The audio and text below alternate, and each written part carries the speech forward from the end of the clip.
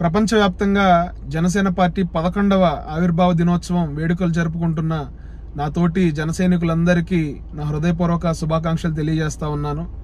ఈ 10 సంవత్సరాల కాలంలో ఎన్నో అవమానాలు పడ్డాం, ఎన్నో అపజయాలు చూసాం, ఎన్నో పోరాటాలు చేశాం. పవన్ కళ్యాణ్ గారు పోటీ చేసిన 2 చోట్ల ఓడిపోయినా కూడా ఎక్కడా చెక్కు చెదరని ఆత్మవిశ్వాసంతో ఆయన మీద నమ్మకంతో మనం ఆయన వెంటే నడిచాం. పార్టీ బలోపేతానికి మీ వంతు సహాయ సహకారాలు అందించారు, మా వంతు సహాయ సహకారాలు అందించాం.